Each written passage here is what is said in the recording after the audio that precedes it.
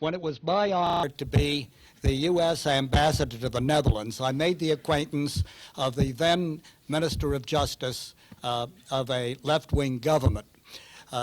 He was in the opposition. It was a coalition government, but he was in the opposition, the more conservative side of that government. And I'm going to, if you will forgive me, just tell you about two episodes in which we were involved, of many, but two in particular, to show you how strange the diplomatic world is and to give you a little insight into this man's background. The first one had to do with the seizure of the French ambassador by the Japanese terrorists. And they grabbed Ambassador Seizure and they held him hostage in his own embassy for 4 days. His embassy was just across the street from ours. So we became involved in this episode. It was very serious. The Japanese terrorists always had one man with a hand grenade in his hand with the pin pulled, and were he to fall asleep or somebody to make an effort to overpower him, that grenade would have gone off. Now, during this time, it was the responsibility of Mr. Van Acht as the Justice Minister to deal with this highly difficult problem, and he did so with great aplomb and great coolness. We endeavored to assist. We had sharpshooters on the top of our building. We had technique from the intelligence agency which enabled us to read the window panes of the buildings across the way, and naturally we furnished our embassy and all the support that we possibly could.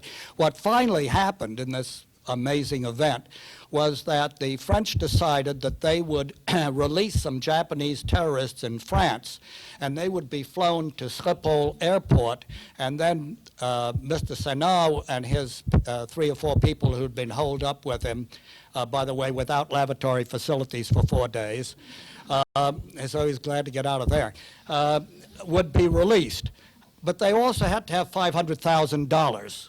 And getting $500,000 just like that, because the deal was struck very rapidly, is not the easiest thing, but we were able to reach through to the Federal Reserve Bank in Boston and get $500,000 in cash and have that available for the transaction. And all was set, and the plane left from France, arrived at Schiphol. There was reassurance to the terrorists, and they came out, everybody with their hands up, except for Ambassador Seizure, who walked very correctly. People said afterwards, "Why didn't you have your hands up?" He said, "The French ambassador never will put his hands up." So anyway, I shouldn't get way off on this, but the nuts and bolts of it was that this was all going to be on television, and they were all set for the handing over of the money, and the plane would take off, and then they had a terrible glitch. You know what happened? When they opened the package with the $500,000, it said Federal Reserve Bank of Boston.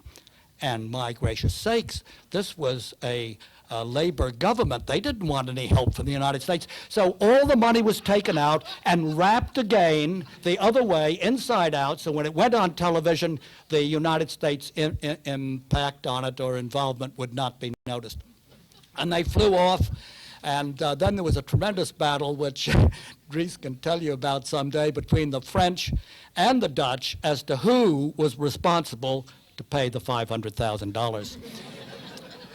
The other episode that we were involved in that particularly comes to mind was this problem. This was 1975, 76.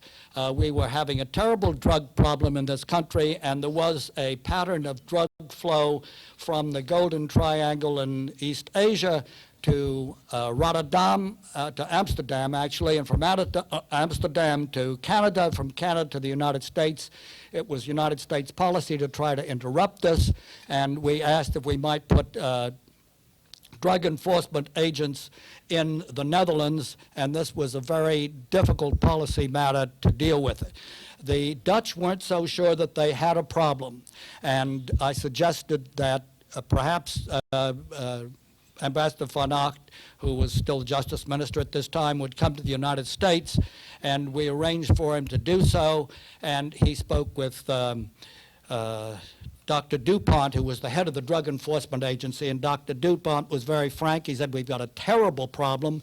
We really don't know how to deal with it. You've got it. It's a lot worse than you think, and it's going to get a lot worse, and it's going to affect a lot of people. And he said, if you would really like to see what it's like out on the street, come to New York. And Dries said, fine. And so the ambassador, now ambassador, then the justice minister, and I, because I was accompanying him, went up to Harlem, and we went on a drug bust up in Harlem and actually participated in seeing the street scene and the terrible degradation that this brings about. As a result, the Dutch government changed its policy, did allow U.S. drug enforcement agents in to cooperate with the Dutch, and revised their laws to some extent in a way that's very sane and sanitary. Well, anyway, this is just a little background of why you can appreciate how much I appreciate the man who will be a speaker in just a moment. He was the Minister of Justice for 7 years. He became the Prime Minister of the Netherlands and served for 5 years, and then said he'd had enough of that type of politics. He became the Queen's Commissioner to Brabant, which is both an important administrative task and also an honorary one. After that period, it was maybe a little slow for him. He said, well, I'm off to Tokyo, and he became the representative of the common market to Tokyo. In effect, the ambassador of the common market to Tokyo. And now, for the last 5 years, he has served as the ambassador of the common market to the United States. He'll be leaving in a few days, and I was so happy that he took time out from his busy schedule to be able to address us. But his tasks are not by any means complete, for his next job will be teaching European law and history at the University of Kyoto in Japan for the next 2 years. So you can see that our speaker this evening is the quintessential internationalist. He's a man of great compassion, of simplicity, of humor, and I'm sure you'll appreciate the fact that he's going to go from the Netherlands to Spain on a bike this summer. Please give a nice welcome to our speaker this evening, Ambassador Andreas van Acht.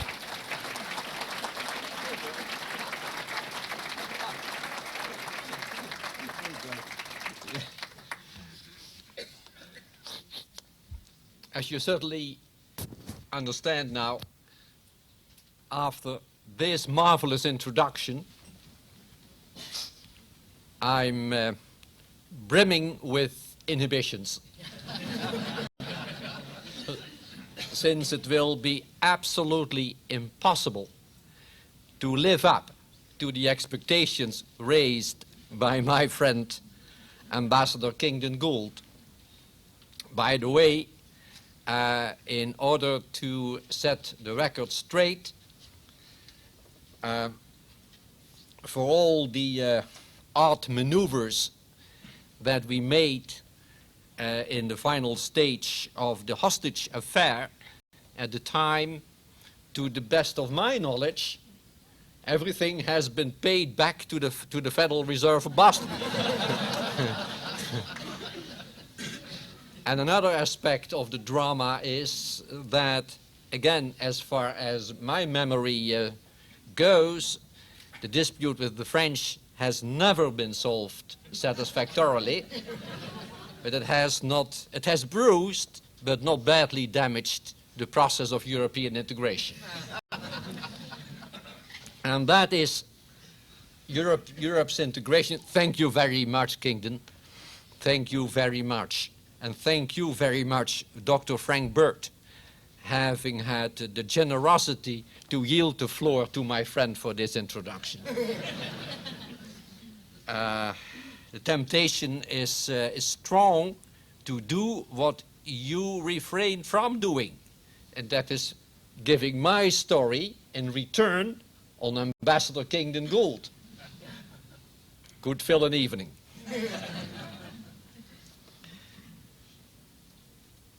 let me try and present you with a couple of observations on how Europe is in the process of reshaping and how the transatlantic relationship is being reviewed, revised, redesigned.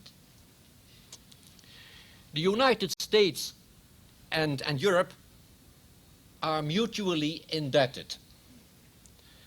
America received from Europe its language.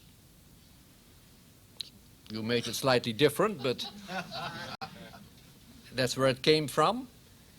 You received from Europe your law system, formative cultural impulses, and above all, the building blocks of an ideology from which America derived its prevalent values, and most notably those enshrined in the Constitution and the Bill of Rights.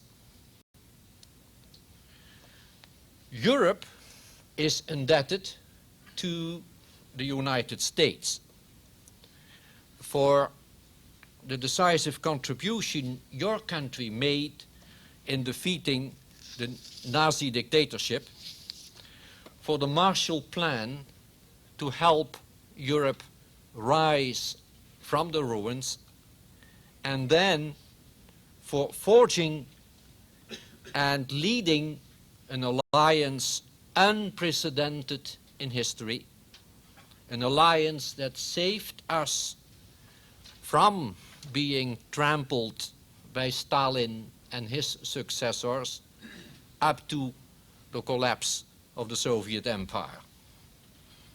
We are mutually indebted indeed. But talking about Europe's indebtedness to the United States, there is more. The United States is also a founding father of Europe's integration. Not everyone is fully aware of that. By making the implementation of the Marshall Plan contingent upon the European countries cooperating in the closest possible fashion, America has strongly boosted and accelerated a process of reconciliation and convergence in Western Europe, a process that 4 decades ago led to the creation of the European communities. And the United States has kept endorsing our efforts at integration ever since. There is John F. Kennedy's landmark speech, 1962, Philadelphia, a highlight in this regard. But all American presidents of any color have consistently pursued this policy of US support to Europe's integration. And then, after the collapse of the Soviet Union, after the demise of the Warsaw Pact and the end of the Cold War, America's long-lasting dedication to the cause of Europe's integration came, of course, to be called into question. For building and maintaining a strong and cohesive Europe did not look that imperative any longer from the viewpoint of security. And furthermore, across the ocean to America's west, there was the Asian miracle that dazzled and distracted a growing number of observers. APEC rose to its feet. We had spectacular summits in Seattle and Bogor. And all these things combined to generate an amount of concern in Europe about America going Pacific. Until until President Clinton made a couple of journeys to Europe in the course of last year. And there, your president administered a strong antidote against those European concerns. And let me give you a quote. In the president, in one of his key speeches, keynote speeches, he had a message that I think is too important to leave unmentioned. I quote from that message. He said, "I've come here today to declare and to demonstrate that Europe remains central to the interests of the United States. You remain our most valued partner." Wow! Our most valued partner. Not just in the cause of democracy and freedom, but also in the economics of trade and investment. Above all, the President said, the core of our security remains with Europe. That was a most exhilarating message. And there was a second one that was equally exciting, encouraging, reassuring.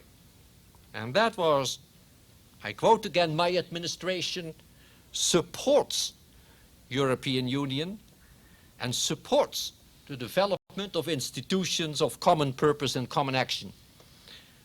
We recognize we will benefit more from a strong and equal partner than from a weak one." President Clinton went as far as putting Western Europe's integration on a par with the fall of the Soviet Empire, calling these happenings the two greatest advances for peace in the last half of the 20th century.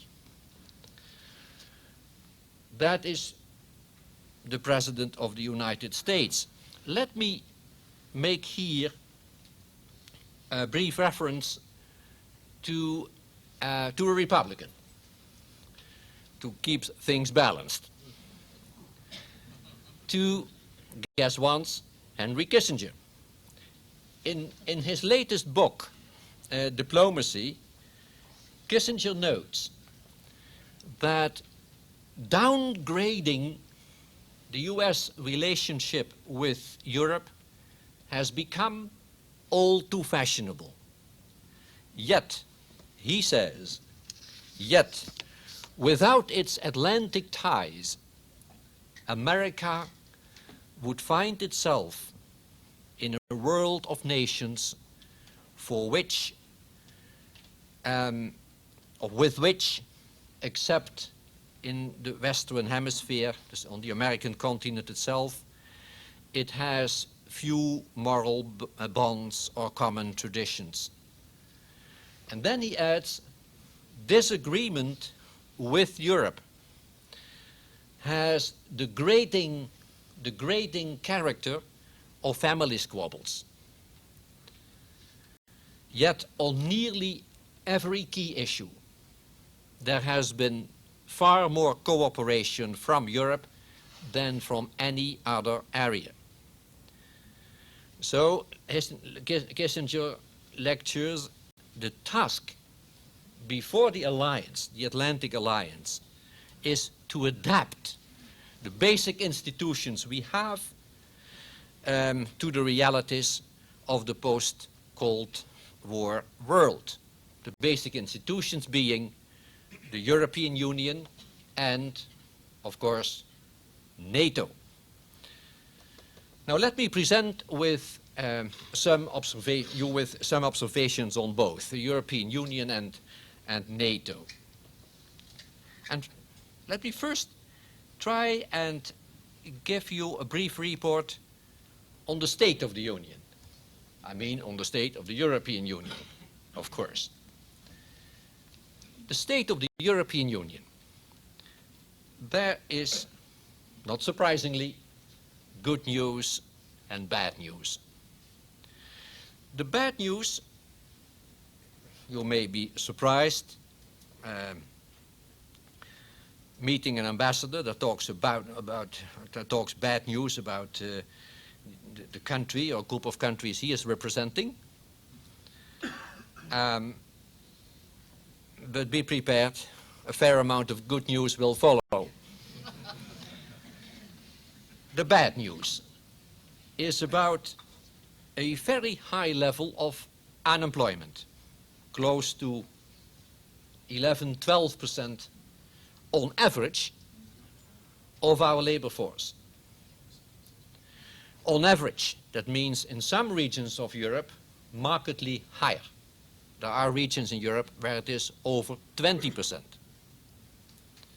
Now, it's widely acknowledged that this unemployment is structural, at least partly structural, unrelated to occasional downturns of the economic cycle. It's largely a labor market problem.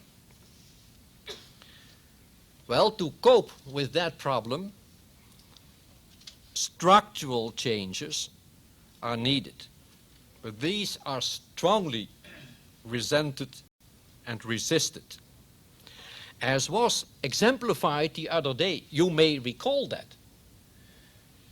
It was exemplified not long ago by the riots erupting in some cities in France when the Balladur government set out to reduce the mandatory minimum wages for people younger than 25 in order for them, these young people, to become more eligible for a job. He was unsuccessful. The whole thing had to be taken off the table. That's the unemployment problem. Let me add here that the unemployment problem is exacerbated seriously by the immigration that is hitting Europe from all sides, most notably from the Balkans, for obvious reasons, from the Middle East, and most worryingly of all, from North Africa, from across the Mediterranean. There's also some bad news on the political front, and that is that the referenda in the European Union countries on the Maastricht Treaty of '91, these referenda have revealed a worrying degree of alienation with the electorates vis-à-vis the grand designs of further integration that our political leaders had developed. The grand designs of a single currency, common foreign and security policy, you name them. Now, the Treaty of Maastricht has made it in the end, but it has been a bruising battle, and the battle has inflicted still searing wounds. Now, I said there is also a modicum of good news. And there really is. To begin with the state of our economy, Europe has gone through a recession, a serious one, but the recovery has come earlier and has become more strong than most pundits had expected and had predicted. Economic growth now is on the mend. It's not spectacular yet, but it is solid. Since the beginning, that's well known, I think, to all of you, since the beginning of 1903, we have our single market. It's not perfect yet. A lot remains to be done, but it is a great achievement by any measure. There's more. The single market common market was extended 1 year later, as of the beginning of 1994, so as to comprise a number of non-members of the European Community, recently renamed European Union. Don't bother about that. We have now an open euro market comprising the European Union countries plus some others, a free trade area stretching from Iceland to Greece, from Lisbon to Helsinki, and encompassing 360 odd million people. Now it's interesting for a moment to make a comparison between NAFTA, if that is still relevant, between NAFTA and that European Economic Area, say the European Common Market Plus. It is interesting for a variety of reasons, one of which is that both groupings are population-wise just almost identical, 360 odd million people. There are of course also differences. But let me mention one thing. Population-wise, they are highly comparable, and so are they in terms of their GDP, their gross domestic product. But in terms, and that's an interesting thing, in terms of trade, the European Economic Area accounts for substantially greater volumes of exports and imports than NAFTA. There's a question that you may want to address during the Q&A. Are you going to have a single currency in Europe? The answer is yes. And if the cameras were not on, I would also have said yes, to enhance my credibility. We will have a single currency, though not one that will include all members of the European Union, presently 15, but a smaller number. We could elaborate on that later if you want. I was talking about pieces of good news. And there are some more bright lights on the horizon, such as the successes posted by a number of Central and Eastern European countries in terms of establishing market economies, curbing inflation, checking budget deficits, attracting foreign investment, expanding exports. And then, what about the process of ongoing enlargement of the European Union? What about new memberships? There is an enormous potential, for some a worrying, disturbing potential for ongoing enlargement of the European Union. You may know at the moment we are 15. The 12 until recently plus Austria, Finland and Sweden that joined as of the first day of this year, while the Norwegians, most unfortunately for them and for us, voted themselves out. 15 members at the moment, but that European community finds itself faced with a long and ever-growing queue of actual and would-be applicants. There is an application, formal application for membership still on the table from Switzerland, from Turkey, from Cyprus and Malta, from Hungary and Poland.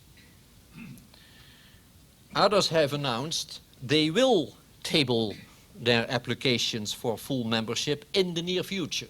The Czech Republic, Slovakia, Romania, Bulgaria. And then there are the ones that have signaled they will follow suit at a later stage, Slovenia and the countries along the Baltic Sea. Well, if you see that list of actual applications and countries that have indicated that they will file an application before long, I would say people within the European Union, haunted at times by feelings of malaise, should feel heartened by the eagerness of so many to acquire full membership. You know, there is a good amount of self-criticism, of sometimes feelings of malaise, as I said, within the European Union. The other day, a famed Belgian politician likened the European Union to a patient and said the European Union is the political equivalent of a manic depressive. And it is the political equivalent of a manic depressive. It's either high on its successes or deeply distressed and depressed at the temporary lack thereof.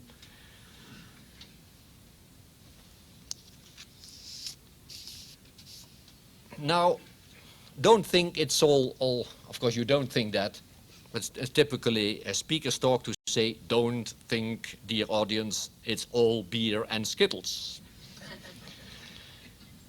Since it looks nice to have a long list of applicants, countries that one after the other want to come in, join the club, be members of the European family, that makes one feel good. However, it also creates a lot of problems in terms of management, of keeping the whole thing manageable. Also financial and budgetary problems. And, believe it or not, serious political problems too. And now I come to the East, what I would call the East v South issue. The focus for a long time has been, and still largely is, on expanding the European Union as quickly as possible eastward, to have the Poles in and the Czechs and the Slovaks and the Hungarians and the Romanians and the Bulgarians and perhaps even the people in the 3 Baltic countries. And that still is a target that we are aiming at. However, there is some countries, some politicians, some political forces in Europe are cautioning now against overlooking our interests in countries in the Mediterranean region. That is the East v South issue. There are quite a few who have grown wary of an Eastern Europe bias becoming prevalent. And that is a concern not just about our neighbors to the south, the countries notably in North Africa, but it has also to do with allocation and appropriation of community funding, budgetary resources within the European Union itself. And there will be, in case of rapid enlargement to the east, consequences that will be felt with a lot of pain for our common agricultural policy. And there may be even more under the surface. Not everyone in the Union is infatuated with the prospect of a European Union enlarging in such a way, no, not such a way, but such a way for you, eh? For you, East is there. Yeah. Enlarging in such a way as to, got it, to position Germany in that expanded community like the spider in a web. And some fear this would result in some marginalization for others, and not just in pure geographical terms. And there is a very sensitive political problem that is hardly ever being fully expressed. Now, I wonder whether it would be wise or not. I think it would be wise to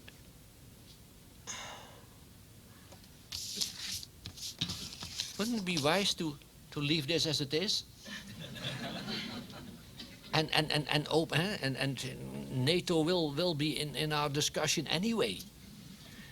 Wouldn't, yeah, this up, I'm in your hands, my boss. But how do you feel? It's, according to me, we have another half an hour to go. I could now make a number of observations on NATO.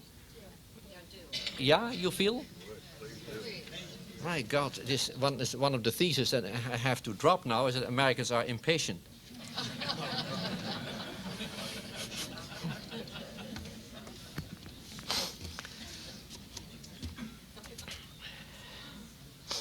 Yeah, there is a process, as I said, on unfolding of enlargement of the European Union. And notably a process of enlargement eastward. At the same time, the countries concerned are clamoring for inclusion into NATO.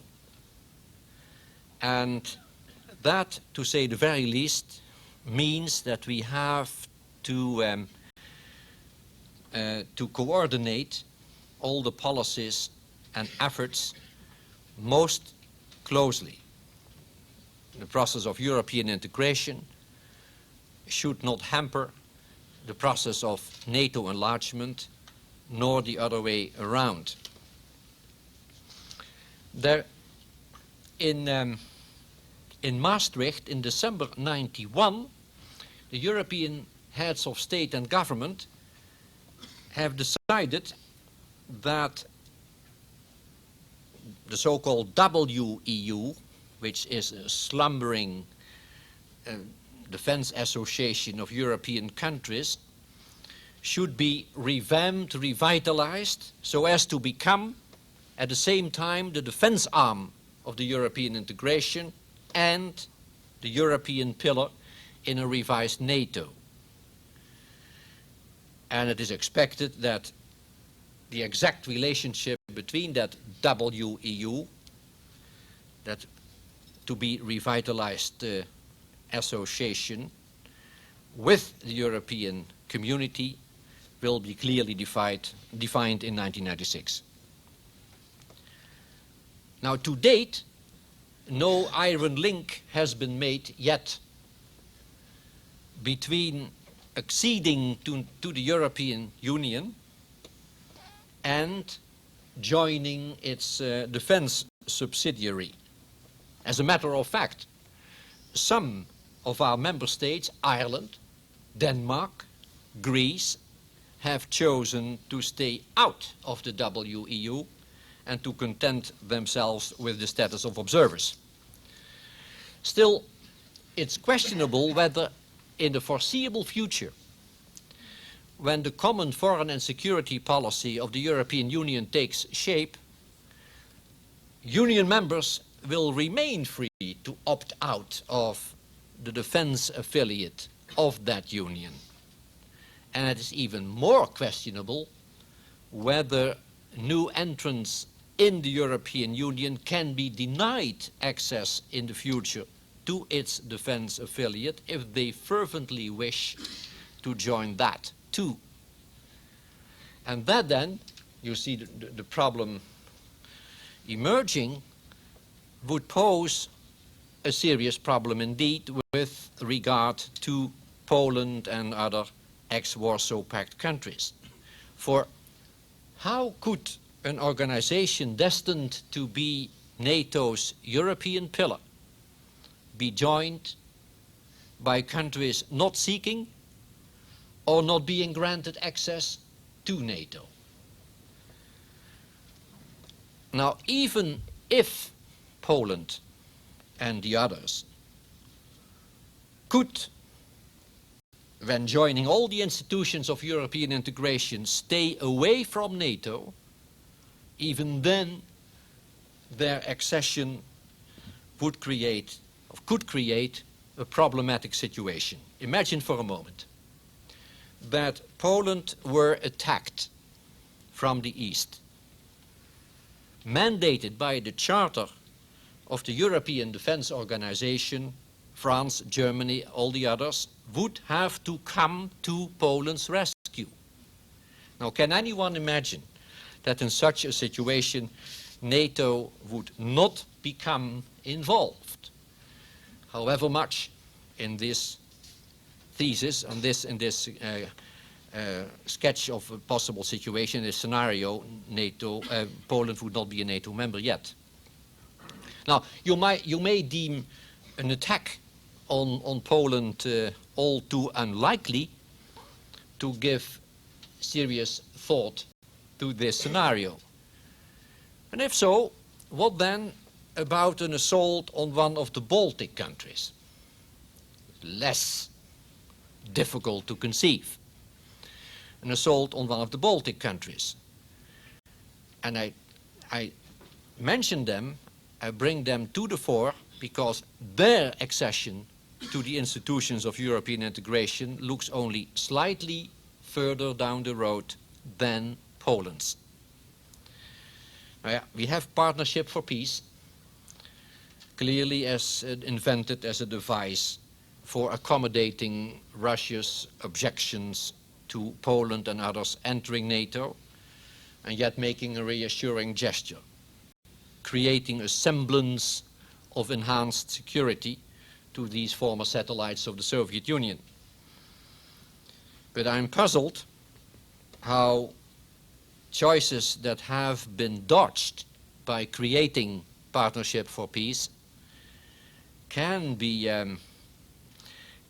run away from when it comes a few years from now to Poland and others boarding the ferry called European Union. The choices will have to be made then. There is no escaping anymore by then. There is one point that is well known, but that I think I should make. An argument that militates, something that militates against admitting new members to NATO. And an argument for which I have not found a convincing response myself. Perhaps you have. And that is the well-known point that admitting new members to NATO would indeed increase the sense of isolation or alienation among those excluded. Not just Russia itself, but even more others, former Soviet republics, Ukraine in particular. Countries that then would see themselves consigned to a de facto Russian sphere of influence. Now, there is something to that argument. On the other hand, if I'm not too cynical, these countries, in a way, are already within Russia's reach, are already within a Russian sphere of influence, and no one, I dare say, in the outside world would brandish any serious threat in the as yet rather unlikely event of a Russian military intervention. Do you believe that we would go at war to save Ukraine? Do you believe that we would go at war to rescue Belarus? Do you believe that we would go at war to even salvage the three Baltic countries? That is the most painful question, but be honest. So the situation is already there, and it would just formalize it for the future. Now, it is conceivable, and let me stop there, that Russia would settle in the end for a trade-off.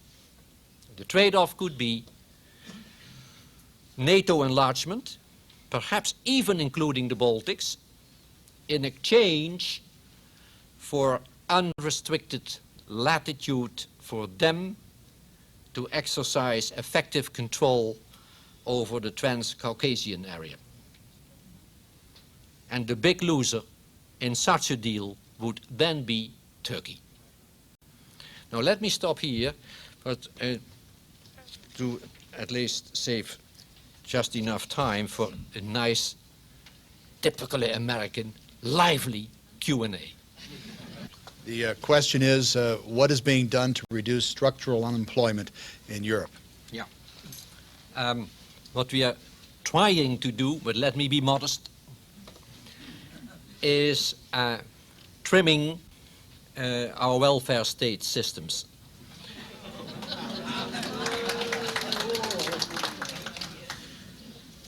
Now, this self-critical remark has a bit more success with the audience that I would like it to have. Since not all is wrong about having a welfare system, albeit with its successes that should be weeded out. One could argue that this great country is an example in a way for us, and it is in having an unemployment rate as low as it's about 6% now in this country. So that's way below the European levels. At the same time, this is a country with 1 million people living below the poverty line. That is different from Europe, but then in a for Europe positive sense. I would say the whole thing is not black and white. I do not want to harshly criticize America and its society. It would not be proper for any ambassador. But there are no European cities where you find this many people littered along the streets like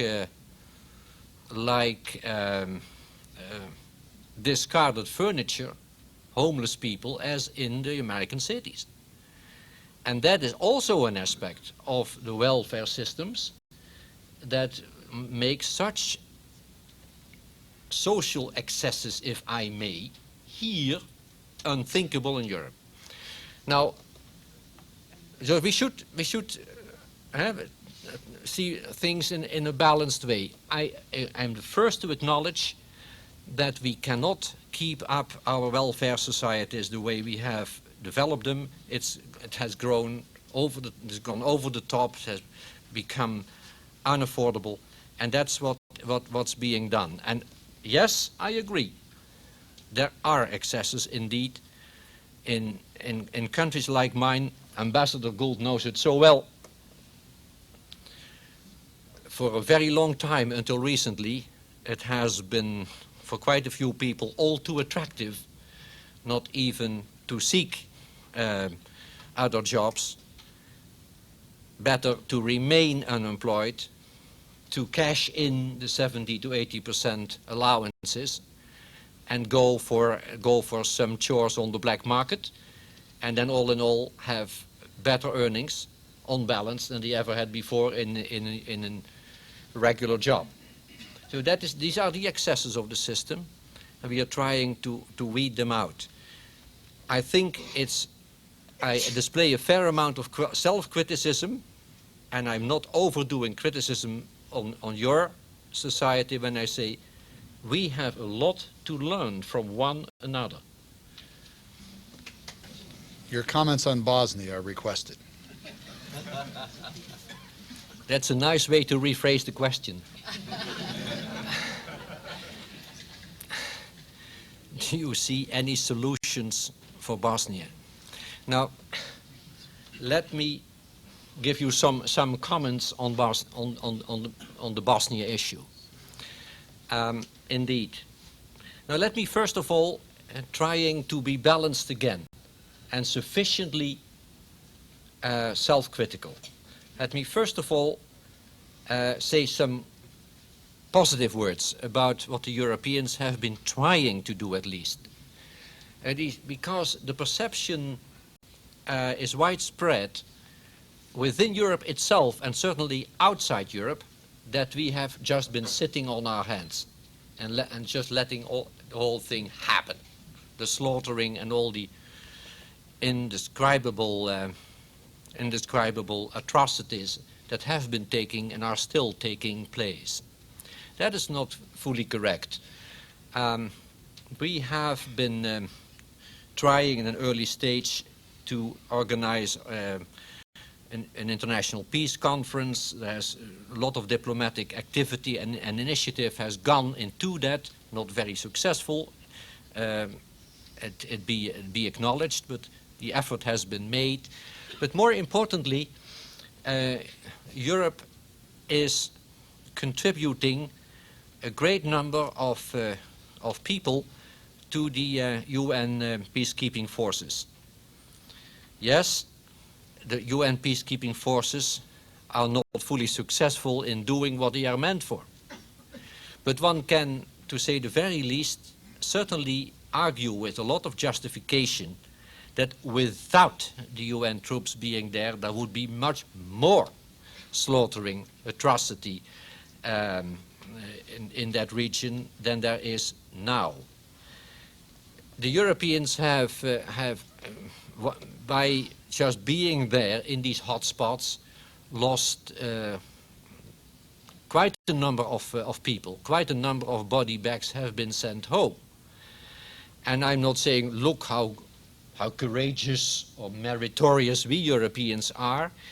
Not at all, but it's just in an effort to show that we have been doing and are doing real things. However, unsuccessfully as yet, but the real things have been done, are still being tried out. And there is an enormous amount of humanitarian help, resources in all kinds of forms have been sent, are still being sent to the region. Now, it has the suffering has been alleviated to some extent by all that. Some relief has been brought there, but no more than that. Okay, that's true. A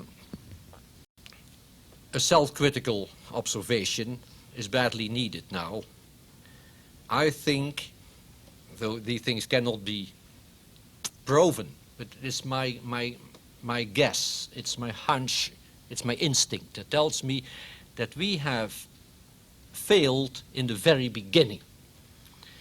In the very beginning, when the Serbs, with Milosevic in the background, were putting out their feelers and trying it out, how far they could go before the international community would halt them. I mean the time that you all remember when Sarajevo was shelled for the first time and Dubrovnik heavily bombarded from the sea. My feeling is if we had been more firm, more resolute at the time, we could have perhaps stopped the whole thing. But at the time, the aggressor probably was still sensitive to how the world around would react. And we were dithering, we were irresolute, and we didn't do a lot, and what we did came late. And at that moment, I think that was a psychological moment. Then he felt, there is a lot more for me to gain here in this game. So I blame ourselves for that. Now, given the situation as it has developed after so many years, I'm just at a loss. I'm completely desperate. I really would not know, and that's your question, do you have a solution? No, I have no solution. It is what complicates the whole situation so crazily much is that it's not just a clear-cut case of one country invading another country, such as Iraq invading Kuwait. But here is essentially a civil war going on within a country with interventions from outside. It's a mix of various elements that makes it very difficult to handle. And keep that in mind. Most experts, including your top people at the Pentagon, now have come to think that to really stop the war as it has developed would require an army to be sent in, ground troops, in the order of magnitude of 50, 75 to 100,000. These are the estimates. Perhaps you are going to blame me for what I'm going to tell you now. After all the self-criticisms I have been expressing, I'm not blaming our governments and our electorates, our constituencies in Western Europe for not engaging in that kind of bloodshed that would then ensue. I'm not criticizing you for retreating troops from Somalia after 18 people were killed.